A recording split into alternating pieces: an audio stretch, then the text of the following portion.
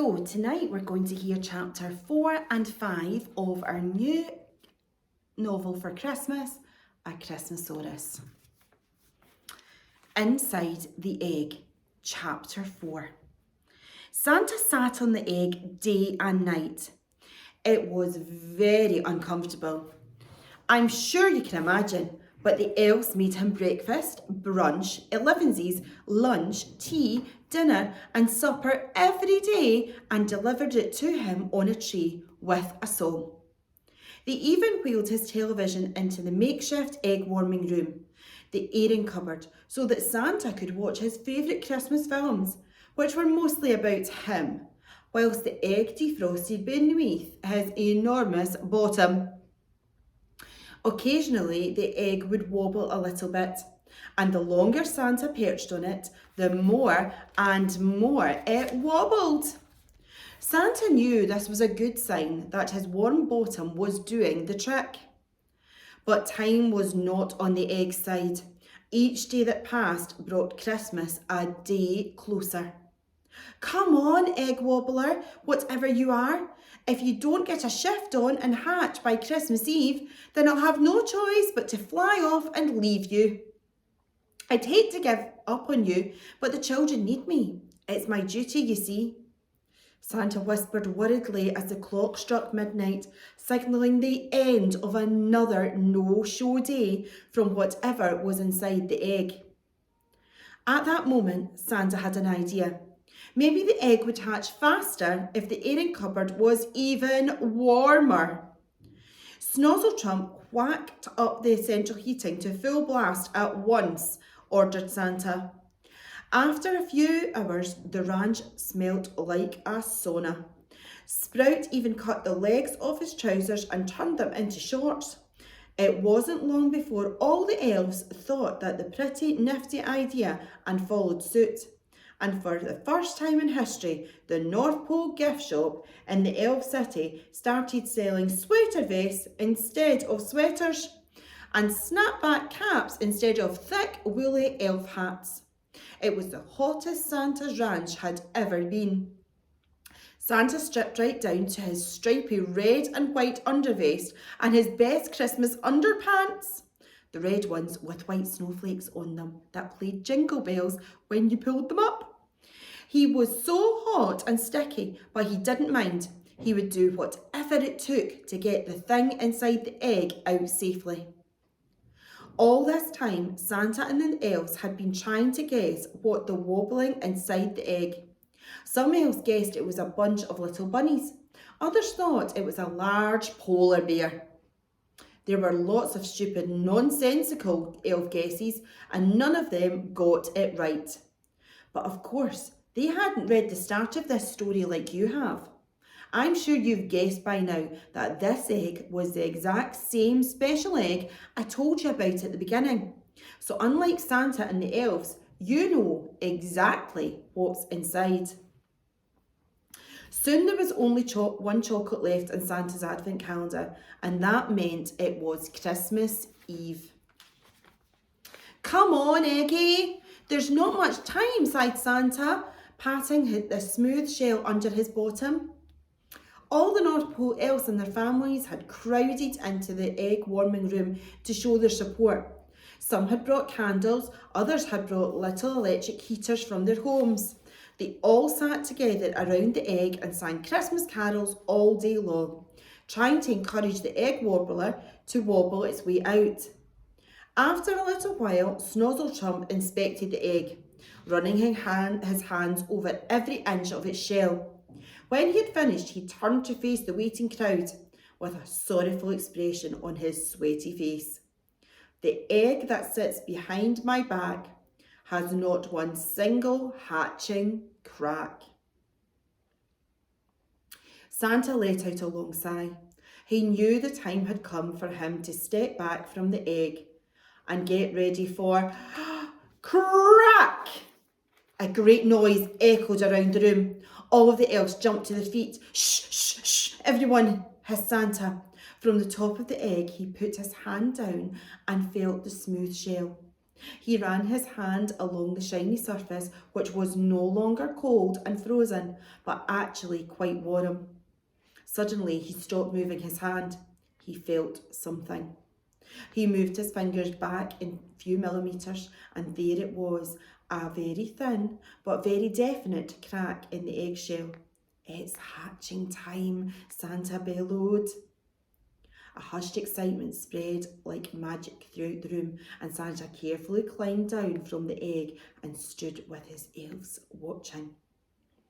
Then, out of nowhere, a very deep rumble could be heard. It was a most peculiar sound, almost like the rumble of a distant train, or like a very loud, very hungry tummy. The rumble was coming from inside the egg. Santa looked at the 8 elves who'd found the egg, who were all looking excitedly nervous, or maybe they were nervously excited. It's quite hard to tell. The rumble grew louder. The egg started to wobble. Suddenly, that tiny crack broke into a little more and a little more and a little more. Now there was a big, deep crack, which could almost be seen into. All the elves held hands very tightly. Snozzletrump let out a nervous Snozzletrump. Then, just as suddenly as it all started, everything seemed to stop. The rumble stopped. The wobbling stopped. There was no more cracks appearing, just silence. Everyone in the room was still, except for Santa. He took one brave step forward and peered into the shell. He couldn't see much. It was very dark, but it looked like there was something shiny inside. As Santa leant in for a closer look, the shiny thing blinked. "It's an eye," gasped Santa, and the eye was looking out at everyone in the room. Santa almost jumped out of his skin, which made all the elves almost jump out of their skins. Once they'd all got back in their skins, everyone laughed nervously at themselves for being such scaredy cats. That's when it happened. Crack-a-boom! Santa and the elves dived for cover as the egg exploded into a billion sparkly pieces, shrouding the room with shimmering shell, and fell like glitter dust over their heads.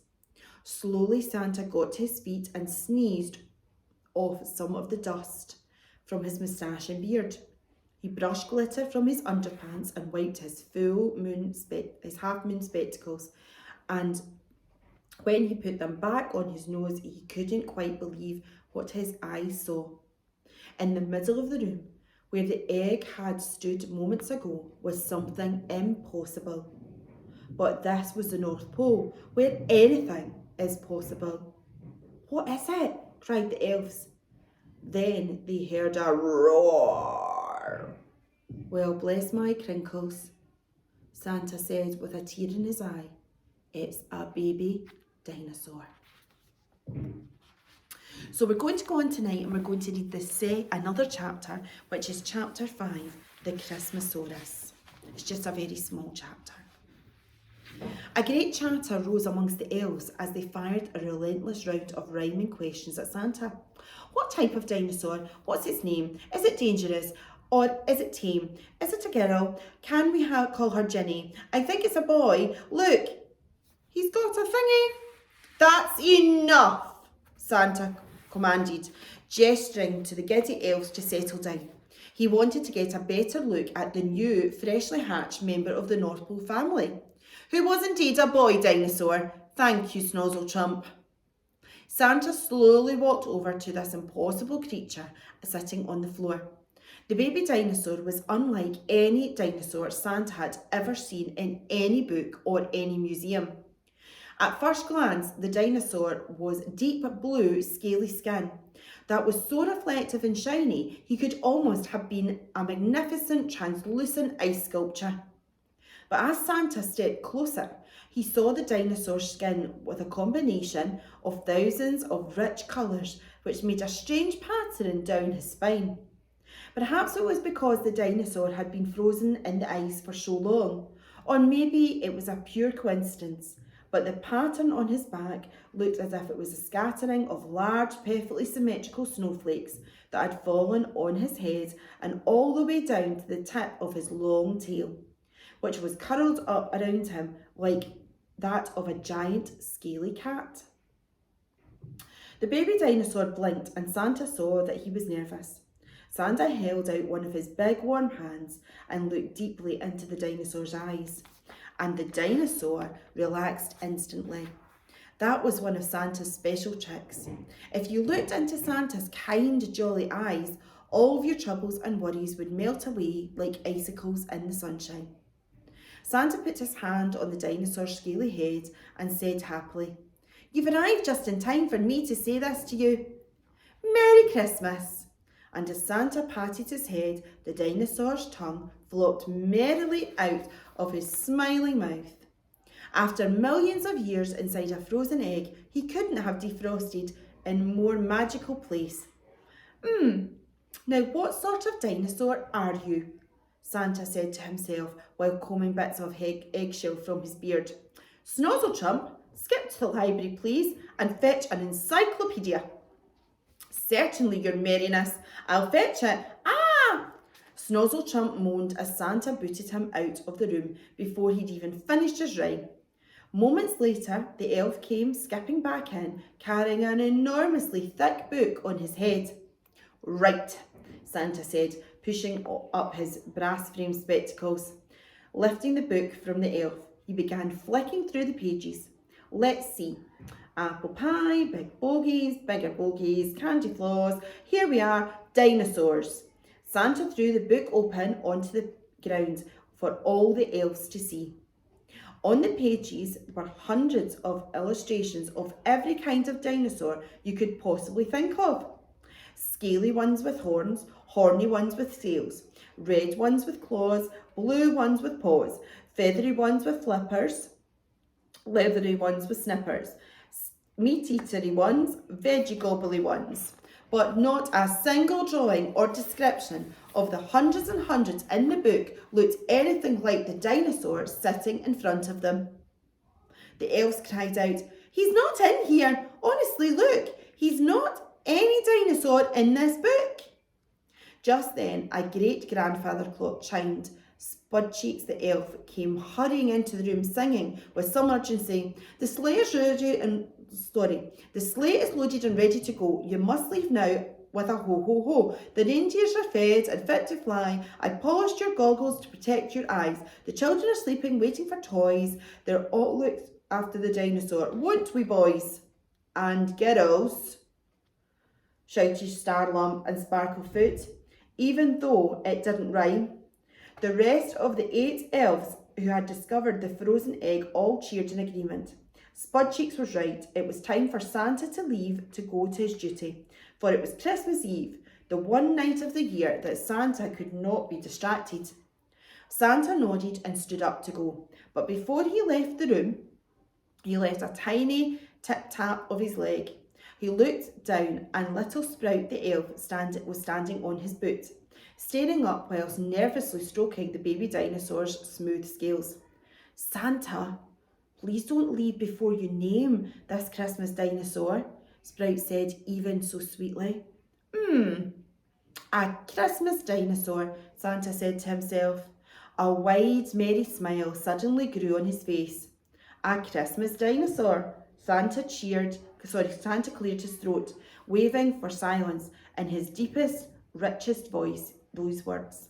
"My wondrous little North Pole elves, you must congratulate yourselves, for I believe beyond a doubt a miracle has come about. It's sitting right here on the floor, looking like no other dinosaur." All the elves listened with tears welling in their tiny elf eyeballs. It wasn't often that Santa spoke to them like this, but when he did, boy did he do it in style. He continued, "Another year you've served me well, through good times and rough as well, but I shall not forget the night an egg was dug up from the ice, and here he sits like nameless creature with such fantastic festive features that there is just one name for him. Come on, come all, come hear me sing. This Christmas dinosaur before us shall henceforth be known as Christmasaurus. The Christmasaurus let out a long, happy roar, and the North Pole elves replied with a cheer. They sang and danced a merry celebration with their new dinosaur friend long into the night, while Santa delivered presents all around the world. It was a Christmas Eve that none of them would ever forget. There we go. So tomorrow we'll hear some more about what happened. Bye.